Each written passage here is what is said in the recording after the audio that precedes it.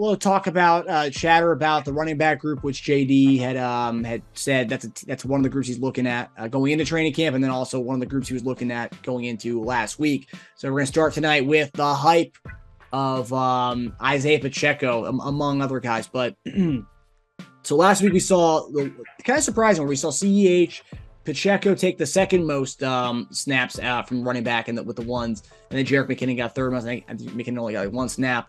But not really many touches for these guys. I believe CEH had one carry, Pacheco had two carries, and then the one catch he had, which everybody's overblowing. Not overblowing, but it was a good catch.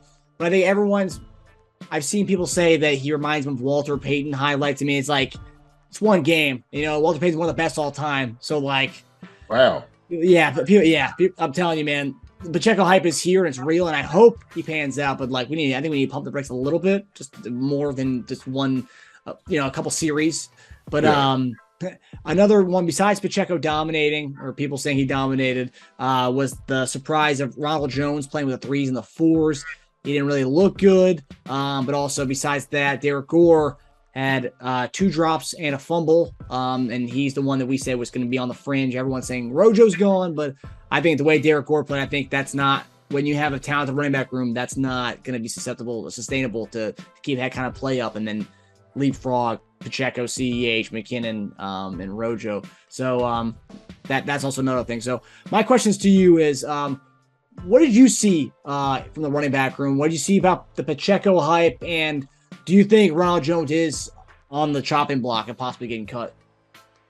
Okay, so I'll address this first. So offensively, kind of what I saw, obviously, it's first preseason game, and of course, you're going to have, some of, the bad steps. You're going to have the double teams not looking as crispy as they should. Some of the time is going to be off, obviously, and all that's going to come with more reps. But from the running back room wise, I think CEH did a good job with his, little carries that he had. He got positive yards. And so, I expected out of CEH, with his limited amount of carries that he was going to have. So we knew the ones was only going to have about one or two series, and that was going to be it. Mm-hmm. But like these issues that you're going to have to deal with, first preseason game, they was glaring. You could see it. You could see it where, like I said, some of the double teams, some of the guys, on the fits, on the man, it's going to come with it. That's just going to take time.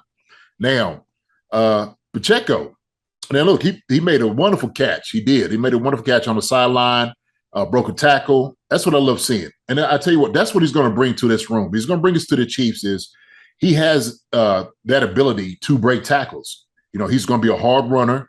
He's, with that speed that he's got, he's going to, produce a lot of power.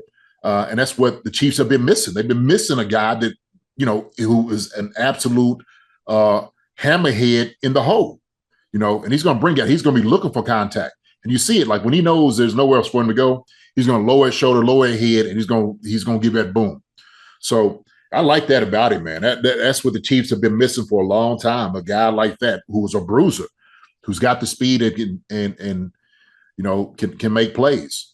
I know you said, Walter Payton, too. Hey, you know how I feel about this, man. You can't use everybody's name with everybody. Okay. We just can't start doing that just quite yet. Right. Mm-hmm. I think he's a talented back, but he's got some work to do. He's going to have to grow. And I think he'll have to get better in his vision, understanding like the pulse, the blocking scheme, the breathing of the hole, the timing of everything. Right. And so as a rookie, that's going to take some time. I know he was talking about the speed of the game didn't really look like it changed to him. Well, he's a fast guy. He runs a 4.3. The difference is what he didn't see in Rutgers on a college level is linebackers who's going to be able to fill the hole where he wouldn't expect him to be. Mm. These guys up here are running, 4.4s, 4.5 linebackers who will absolutely light your head up. And so I know that one run he was trying to find the lane, and you just kind of looked at it. He didn't really see it. And I think he just kind of abandoned it quick. And so kind of panicked. That's his first preseason game, NFL game. against a different team. It's not the defense that he's been seeing for the past few weeks, training camp. And so it was going to present a challenge to him.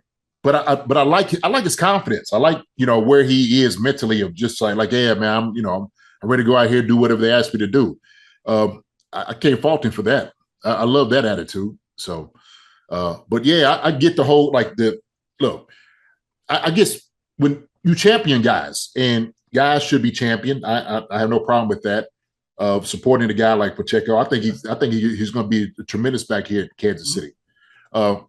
But yeah, let's give this guy a chance to kind of, find his way, right? I mean, he's a rookie. I love it. Hey, get behind him all the way. I'm with that. I ain't got no problem with it whatsoever, But then when you say, his next Gale Sayers, and okay, wait a minute, hold on. Don't start putting, more expectations on this guy than, he needs, or, maybe, necessarily hasn't quite earned yet. And so he's still earning his ways. He's still earning his stripes. So that's good. I like it though, man. But he's gonna be a hard worker while he's here. And that's what I like about it. I guess because some of the things that pretty much everyone's really high on this guy, and I am rooting for him. I don't like the expectations where you talk about Walter Payton. Yeah, I've even seen people say, "Oh, he's Kareem Hunt." Like, it's like, well, not really. I mean, we don't know yet. I mean, we didn't even really know we had with Kareem Hunt until that first game of the regular season when he dominated New England. I was like, oh man, this kid's legit. So like I don't remember the hype that we had Kareem Hunt going into the season as much as there is on Pacheco right now. And maybe it's because he's a 7th round pick and we think we found this gem. Hopefully we did, but let's relax a little bit. But I did notice though, what I saw from some of the highlights was that I'm not saying he lacks vision, but there is something there. And I've seen some of this college film where people said maybe it was because he had a bad O-line in college where he just kind of puts his head down and we're running to people's backs, really not really looking for, trying to make something out of nothing with just a sheer kind of power and trying to get that.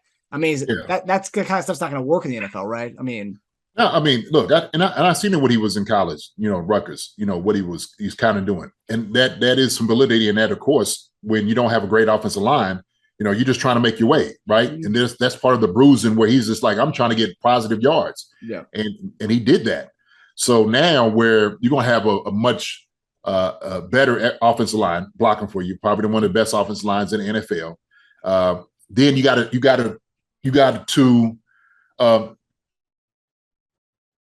have faith in that. You got to have faith in those guys that are going to be able to make the blocks for you, right? That the blocking scheme is going to work the way they're supposed to work. And so, like I said, that's part of finding the pulse of the whole. You need to know what the blocking scheme is, so you know what to expect on the play. When you start to when the vision comes in, is with the experience. It comes in when you feel like, okay, I've given this hole the chance that I could finally almost give it at the very end until I abandon it somewhere else. And so that's something he's going to have to learn, right? He's so used to how he was in college that sometimes you can't help who you are, right? Because, he was molded that way in college, but now it's like, hey, wait a minute, totally different, and I'm sure, Bieniemy and those guys are going to work on him and tell him listen, man, look, hey, this is how you find the holes. This is what you need to do as far as trusting your line's going to do the right thing, making the double team or the trays and the trips and, the zone blocking, and then you find the hole and get through it. And then once you see that lane, burst. Now you got to hit that burst, right? So it's not about running a guy in the back or putting your head down. We want positive yards. So once you learn how to do that in the NFL with a great line, man, then we don't know what he's going to turn into. We don't. Sure, he may be the next Kareem Hunt. I seen Kareem Hunt in college. That's why I kind of knew what they were getting because one of my best friends, his son was a quarterback at Toledo, and Kareem Hunt was there. And so we used to go up there and watch him play. And I was like, man, this guy right here has a lot of balance. He's got a lot of vision. He's not hard to bring down at all. And so when the Chiefs got him, I was like, oh my gosh, yeah. Matter of fact, we played fantasy and I picked him up. I was like, man, who was Kareem Hunt? I said, man, I'm telling you, I'm going to tell you who this guy is. I watched him in college and his balance and his vision, what he's got to make guys miss and not get knocked down. You watch what he's going to do. So yeah, man. So it's a lot of patience with him. It's a lot of just teaching him what it means to be a running back in the NFL. And if he's watching these guys ahead of him, he's going to be fine. Now, let's get to the RoJo issue. All right. I know you asked about that. Mm-hmm. I just think it's unfair. I really do. For Rojo to play with the twos and the threes O-line. I mean, it was an absolute debacle to go out there, man, and try to, run behind those guys who wasn't doing a very good job of blocking. They was missing blocks. They was missing assignments. And so Rojo's out there running for his life. Shoot, Crum was out there running for his life. He was. Jay Boucher was out there running for his life. I mean, the guy Crum reminded me of the guy from Necessary Roughness. I can't think of Mecole. Is that his name? I don't know what the guy's name. Mecole's off for Richmond High. Yeah. It's the quarterback that had the glasses on. Like blow the whistle, blow the whistle. That's what it seemed like to me, man. With that with the O-line, and they need to get better. They need to get better because some of those guys that was missing those blocks and those assignments were actually put in to replace Orlando Brown Jr. Talking about maybe being this guy the starter. Oh man. I'm like, yo, hey, if that was going to be the case, it was going to be a hard day, a hard time in Kansas City if that joker didn't come back. So those guys just know they got to get better. Hey, one thing, the eye in the sky don't lie. The film don't lie. People can lie all day. They can say whatever, but that film, it ain't going to lie, man. It's not going to lie. Hey, coach, he did this. No, he didn't. He just kicked your butt. Hey, coach, no, he didn't. You missed your assignment. And so I'm not being harsh right here. I'm being fair. Like, as a coach, I'm being as a coach and as a player, this is your expectation. And so some of the stuff I seen out there from these guys that's in the NFL, it's not going to get it. It's not going to cut it. And matter of fact, it's going to get you cut. It ain't going to cut it. It's going to get you cut is what it's going to happen. Yeah, I felt bad for Ronald Jones. I mean, people online, I was getting kind of annoyed because there's people online who were like rooting against guys on our team. It's like, you're Chief fans. Why are you rooting against these guys? Like, everyone's laughing about Ronald Jones. And yeah, I guess in a way, sometimes it is reality. It's like, oh, well, he's probably not going to make the team. And, we're big Josh Gordon fans. We'll get to the Josh Gordon stuff in a second. But like people were like rooting against him for not getting his feet down. Cornell Powell for dropping pass. Ronald Jones for getting tackled behind the line on a toss play again with these threes O-line. It's like, what are we doing? First off, I get we're calling that play because we're trying to see different looks from these guys, how they can pull and all that stuff. I understand that. But hell, it was abysmal. I mean, it was really tough to watch to see Ronald Jones get tackled for a loss like on almost every play. They get four carries for 1 yard in that game. Wow. I mean, that's awful. Yeah, it was horrible. It was horrendous. It was watching it. I was just like, wow. That's something, man. Look, I had to get a guy hurt. Yeah. So it's not him just making the team. That might end his career. Yeah. And I'm sure in that offensive line room, it is being well known. You got to do a much better job than this. Seriously, that's just not okay. It's not all right. I don't care what you say. Hey, sorry about that, coach. Nah, sorry is not enough. It's not going to get it done. So you're going to find yourself out on the street blocking like this. So sometimes, man, guys are going to get certain opportunities. That's what ends up happening. Yeah. But I don't think that Rojo, I don't think had a fair shake at it, man. It's just not fair having him in there. And I think also, too, like you said, with Derrick Gore just didn't really perform. And I think it's a lot of the pressure, man. He feeling the heat on him, too, right? So, that's the room, the running back room, some good talent in there. And I like it. And I like the mix-up of it because you do have CH, you do have Pacheco, you do have McKinnon, and you do have Rojo, right?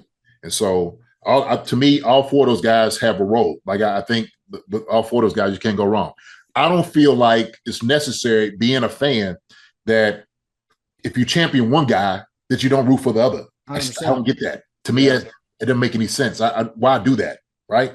Like you said, as long as they all wearing the same jersey right now, we're going to champion for all of them to get there. Now, we know everybody's not going to make it, but, hey, man, why is there? Why not? Yeah. Because at the end of the day, the team, they're not going to pick a bum. They're going to pick the best guy there. So if it does turn out to be one guy that we're standing for, but like if it's going to be somebody else, it's like, okay, well, that's fine. That person rightfully did great during the training camp, and he made the team. I'm not going to be mad or upset. I mean, like someone, one guy on Twitter when I was talking about Josh Gordon, and then Cornell Powell, and I was rooting for Cornell also. Cornell Powell dropped the slant, and the guy like gave a crying emoji, like, yeah, that guy's not making the team. It's like, I mean, you're clapping about a guy having a point. I mean, yeah, he dropped the pass. Well, why are we clapping about it? I'm like happy about it. It's weird. It's a weird dynamic, actually. Yeah, I'm not in that, that mindset, man. To me, look, it's all about competition. We don't know who's going to make it, who's not going to make it, but we know also too this is a performance business. Mm-hmm. So these things are going to be, without a doubt, emphasize that you got to make plays, you got to do certain things, to make the squad. Yeah, but the whole boo-hoo and all that, I don't know, man, it's crazy. Yeah. And that's the thing too. It's like, these guys, for whatever reason, they're in the third or fourth team. They have to show the best they can show with what, we're talking about like not really getting a fair shot because, RoJo's going against with the third team O-line and Pacheco, McKinnon, and CH are getting the first team guys. Like, well, how am I supposed to compete for a spot with those guys when they're getting better blocking than I am? But I'm going with these guys. Man, I get that's how it's always been in the NFL. Like, some guys are going to get the third team looks, some guys are going to get the first team looks, but you got to make the most of your opportunity. But I feel like it's tough and it's hard to get a good comparison, I guess. Well, it is. It's very hard. It's very hard. It's very tough. So it's almost like we remember back then Hard Knocks and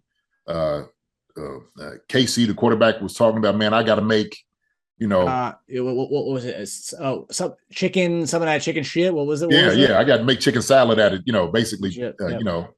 And he's like, yeah, that's basically what you got to do because it's a position you in, right? Yeah. Hey, man, I get it. And sometimes people will say, well, you should have performed better at this part of camp, to kind of get their look to be in that position, to be the first or second team. But, you also got to be fair. But also, too, coaches understand that. They know. They know, like, look, RoJo's he's a proven guy in the NFL, right? We know that. So, I just think it's unfair when he has to be, run behind those guys. Mm-hmm. So, yeah. It'll be interesting to see if there's any kind of change up in the running backs room this week. If they do try to give RoJo some shots with the twos or the ones, the O-line there.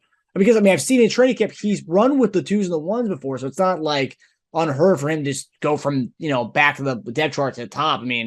He's run with the ones and the twos. So look, man, it's without a doubt this camp in certain positions is going to be tough. Yeah. It's going to be tough as far as like making a decision about who's going to get the nod for it. And the running back room that's absolutely one position that's going to be a tough one. Yeah. About who's getting the carries in that room, right? How do you divvy all those things up for those guys? Yeah. So, and I'll say this too, kind of what you said about Gore, for example.